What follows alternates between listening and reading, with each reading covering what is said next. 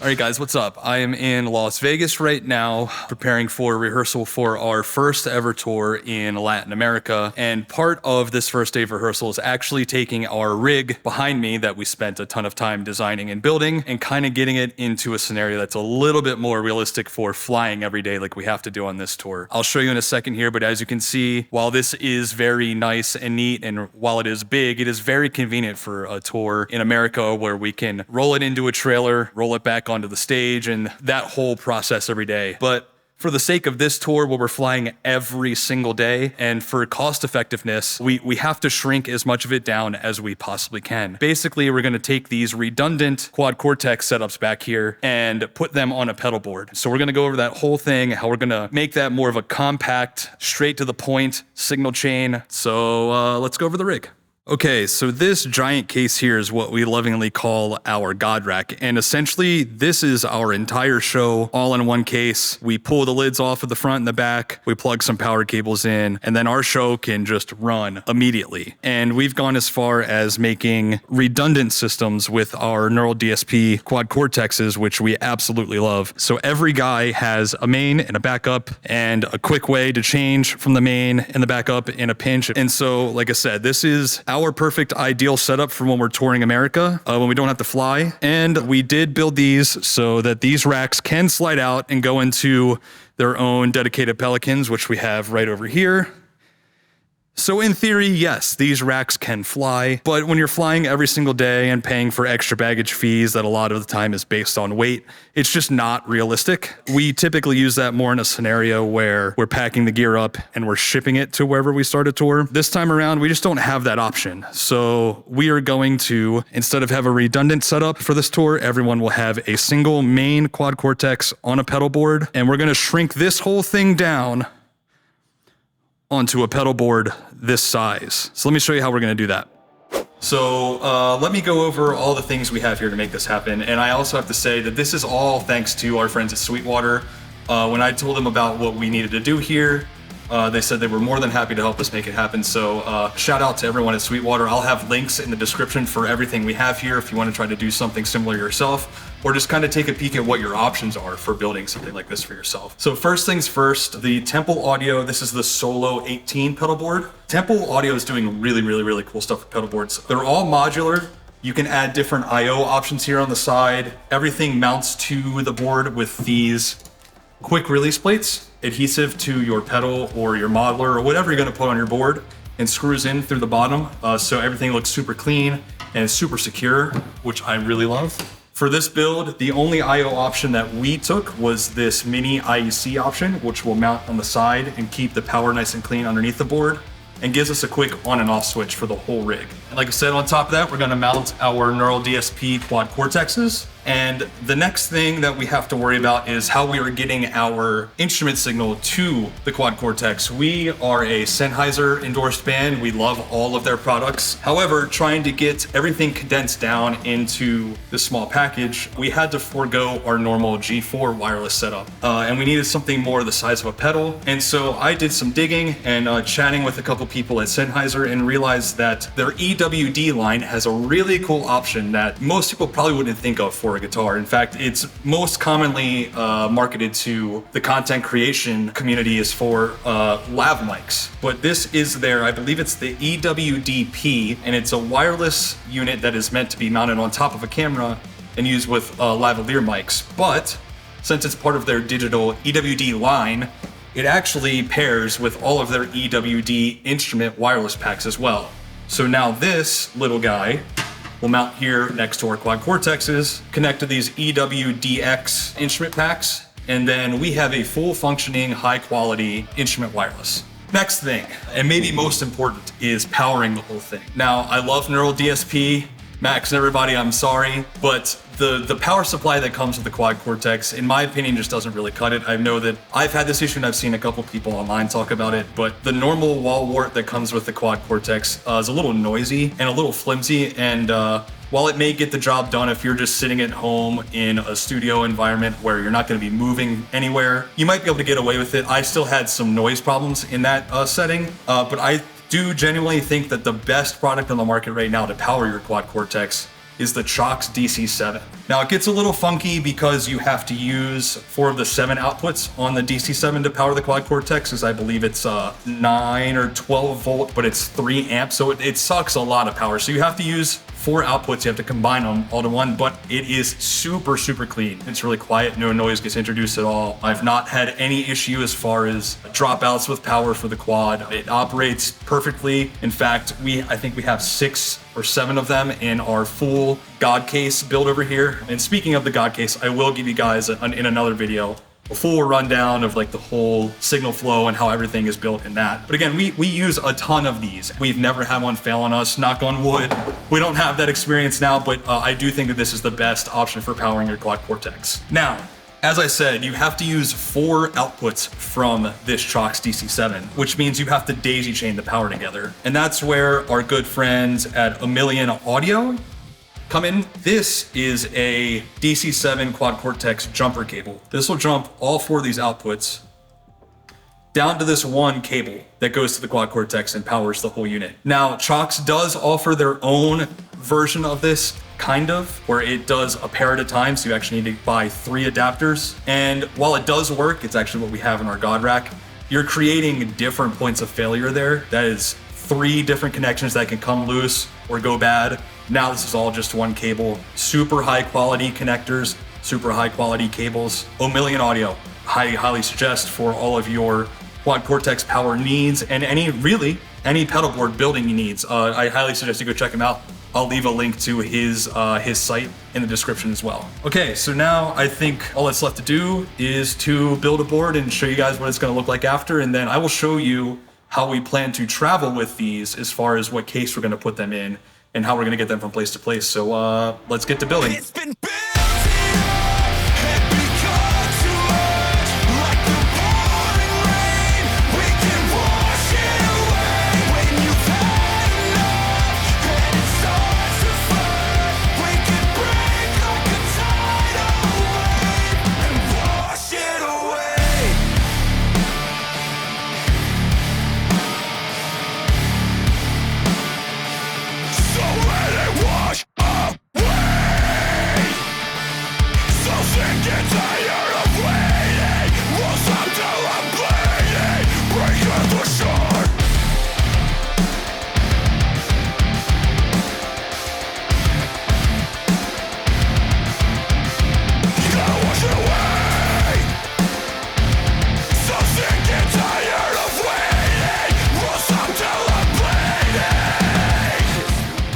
Okay, it is now the next day, and we just finished day 2, our final rehearsals for our Latin American tour, and these mini compact pedalboard setups that we have built worked even better than I could have imagined. The Sennheiser EW-DP, that little tiny wireless unit, is unbelievable. I can't believe more people aren't using them for this. I truly think that this is like a missed opportunity for people trying to build a compact guitar rig. And in fact, it works so well that right now I'm gonna go do a walk test. I'm going to give you guys the signal that I'm hearing in my in-ear pack, and I'm just gonna have Guitar Tech Nick follow me around, and I'll show you guys just how far I can get away from these tiny little units and still get a perfectly clear, great sounding signal. So let's go do that walk test right now. And before I pack the boards up and get them ready to go fly tomorrow, I'll give you a rundown and show you exactly how we mounted everything to the boards, because even that worked out way better than we initially planned. So let's go give it a shot.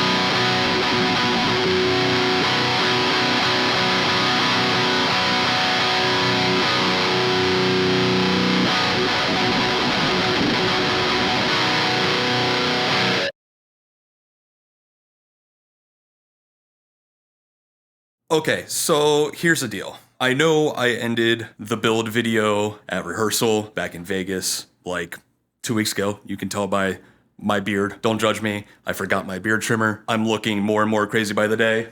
Let's not even talk about that. Disregard. I know I ended that last portion of the video talking about how I was going to show you guys how we actually mounted everything to the temple boards and then how we were going to travel with them. But then I started to think that, like, what if we get out here and in practice, the way that we intended to use them while we were at Rehearsal isn't how we actually ended up using them. Once we got out here, we had to fly every day, loading them in and out of shows. So I figured I'd give you guys a look at what it looks like now that we're out here and we're actually putting them to use. Today is the last day of our South American tour. We are in Sao Paulo, Brazil. And to be honest with you, nothing has changed about how we originally built these things back in Vegas. But it just proves that our original plan is roadworthy. It's worked perfectly every single night. There's been some minor things with the EW-DP wireless setup that I'll go over with you once we get to the venue here in a minute. This is like the ultimate micro travel rig for any guitarist, bass player, or whatever. So I'm excited to show you guys how I mounted everything to the board, how we're implementing it on stage every night, and also how we're traveling with all 3 pedal boards in one single Pelican case. Let's go check it out.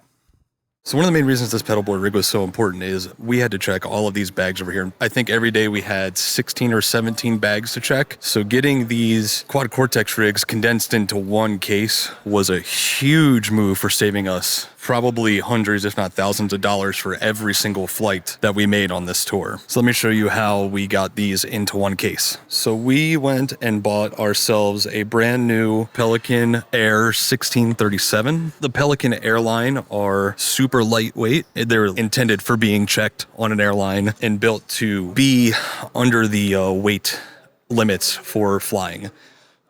But then essentially what we did is we just took all of the blank pick and pluck foam and we made a couple different layers here. So this top layer is just our XLRs for running to our stage box. One Quad Cortex build, the quad and the wireless unit. The only thing we have to do every night is unplug this from the back of the Quad Cortex because it sticks out a little bit too far.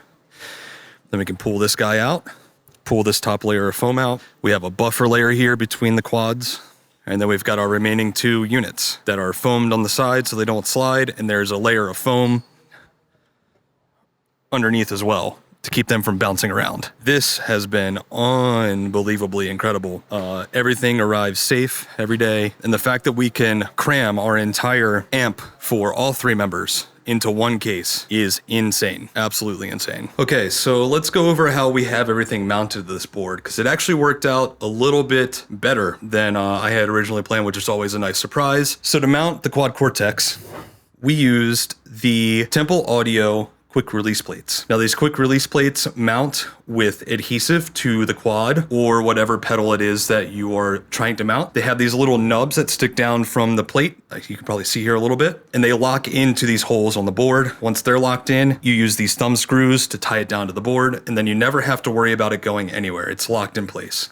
Then we'll move over to the DC7 while we're on the underside. The DC7 actually has mounting holes built into its chassis as well. They're on the other side of this. We have it tied down with 2 screws that use an Allen key, and it's locked in place. It's not going anywhere. Don't have to worry about that. Then over here, we have the only Temple Audio mod that we chose for this build, which is just an IEC mod. This IEC mod also has a power switch, which gives us a single point of power input, and we can switch everything on and off with this one switch on the side. So super clean, super convenient, super quick. Then over here on the DC7, we have the Omilion Audio jumper cable, which is jumping all 4 of these outputs down to one single output that goes into the Quad Cortex. Now, one thing to keep in mind here when you're jumping all of these to one output for the Quad Cortex, be sure to follow this diagram here and set all of your outputs to 12 volts. The Quad Cortex is 12 volts, 3 amps. You do not want to send 9 volts to your Quad Cortex. 12 volts, you're all set. Okay, next thing, and please don't judge our cable management down here. And when we get home, we will get zip ties and tie everything down so it's nice and clean down here. Nothing's moving around. We just ran out of time before we had to leave for this tour. Now, the other thing here with the DC7, which is pretty unique to this specific unit, further making it the perfect power supply for this type of setup, is this USB out. This is a 5-volt USB out, which is perfect for powering